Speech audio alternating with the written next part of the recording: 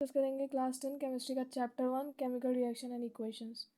Chemical change आप लोगों ने क्लास 8 में पढ़ा होगा, मतलब दूध का दही में बनना और आयरन रोस्टिंग पढ़ा होगा। तो आइए केमिकल रिएक्शन हम समझते हैं।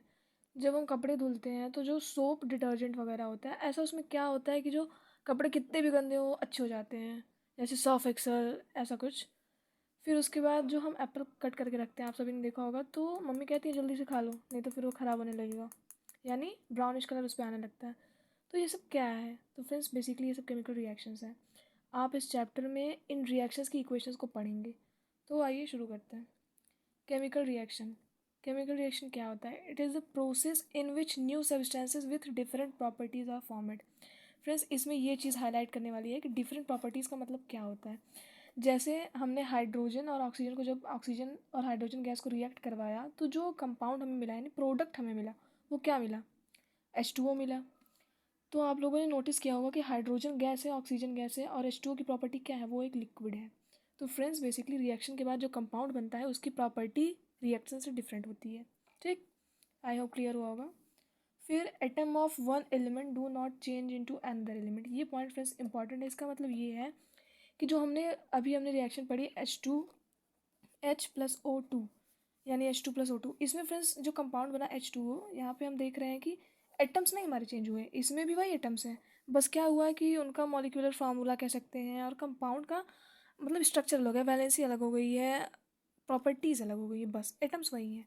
यहाँ पे नोट पॉइंट में है कि only rearrangement of element take place. आप यहाँ पे देखिए केवल एलिमेंट्स की रीअरेंजमेंट हुई है, एलिमेंट्स नहीं बदले हैं कि यहाँ पे हाइड्रोजन है तो यहाँ पे नाइट्रोजन आ गया, ऐसा कुछ नहीं हुआ है, केवल रीअरेंजमेंट हुई है।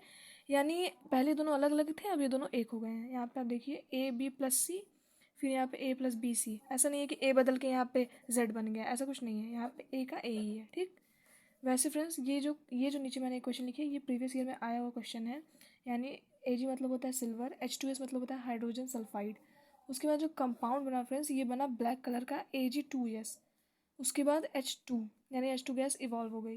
तो इस कॉन्सेप्ट में हम आपको यही समझाना चाहते हैं कि यहाँ पे दो अलग अलग कंपाउंड कंबाइन होकर, यानी सल्फर Ag के पास चला गया, तो केवल उसकी रीअरेंजमेंट हुई है, कंपाउंड नहीं बदले हैं, और हाइड्रोजन गैस जो है वो निकल गई, इवॉल्व हो गई। और फ्रेंड्स इसमें याद करने वाली बात यही है कि जो Ag है वो वाइट कलर का होता है, और जो Ag2S होता है कंपाउंड फॉर्मेशन होता है वो ब्लैक कलर का होता है। ये प्रीवियस ईयर में आया हुआ है, तो आप इसको नोट डाउन कर लीजिए, इनके कलर इंपॉर्टेंट है। तीसरा पॉइंट है if in it involve the break of old bond and new formation of bond, new bond. ये डिफिनेशन बहुत इजी है। अगर आपके स्कूल में आपके टीचर आपसे पूछते हैं कि केमिकल रिएक्शन क्या है, फर्स्ट डे क्लास में मान लो कोई टीचर आते हैं, पूछते हैं भाई रैंडमली आपसे पूछ लिया कि केमिकल रिएक्शन क्या है, आपको कुछ नहीं समझ में आ रहा है, आप सीधा एक चीज़ बोल दो, ब्रेक ऑफ ओल्ड बॉन्ड, पुराने बॉन्ड का टूटना, और फॉर्मेशन ऑफ न्यू बॉन्ड, नए बॉन्ड का बनना ही केमिकल रिएक्शन है। आपने ऊपर देखा कि AB का बॉन्ड टूटा और BC का बॉन्ड फॉर्म हुआ। ठीक, आई होप आपको क्लियर हुआ होगा। Chemical reactions involve two component. Chemical reaction में दो कंपोनेंट इन्वॉल्व होते हैं, रिएक्टेंट और प्रोडक्ट। इतना तो आप जानते ही होंगे। Reactant the substances which take part in chemical reaction. जो केमिकल रिएक्शन में पार्ट लेते हैं, जो एलिमेंट्स केमिकल रिएक्शन में पार्ट लेते हैं नए कंपाउंड बनाने के लिए। जैसे यहाँ पे हम अगर रिएक्टेंट देखें तो Ag और H2 होगा, और AB+BC, AB और प्लस C होगा, ये रिएक्टेंट होंगे। और सिंपल वे में हम समझे तो जो भी लेफ्ट साइड होता है वो रिएक्टेंट होता है, और जो भी एरो के राइट साइड होता है वो हमारा प्रोडक्ट होता है। ठीक, ये सिंपल वे में है कि एरो के लेफ्ट साइड रिएक्टेंट और राइट साइड प्रोडक्ट। आइए प्रोडक्ट की डिफिनीशन पढ़ लेते हैं। The new substances obtained after reaction called product. जो नए कंपाउंड बनते हैं वो हमारे क्या होते हैं, उसको हम प्रोडक्ट कहते हैं, जो रिएक्शन के बाद बनते हैं। यहाँ पे देखिए CH4+O2, CO2+H2O का फॉर्मेशन हुआ। यहाँ पे ये दोनों रिएक्टेंट्स हैं, ये दोनों प्रोडक्ट्स हैं। इतना आपको क्लियर हो गया होगा। आप इस गैस के बारे में जान लीजिए, थोड़ा सा इंपॉर्टेंट है। CH4 जो है ये मीथेन गैस है, इसको मार्श गैस कहते हैं, ये नेचुरल गैस है।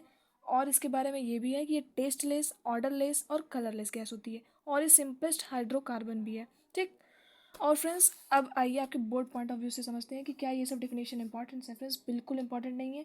आपसे एग्जाम में नहीं पूछेगा कि what is chemical reaction, what is reactant और व्हाट इज़ प्रोडक्ट, ऐसा कुछ भी पूछने वाला नहीं है, क्योंकि वो सभी जानते हैं भाई डिफिनेशन तो आप रट्टा मार ही लोगे।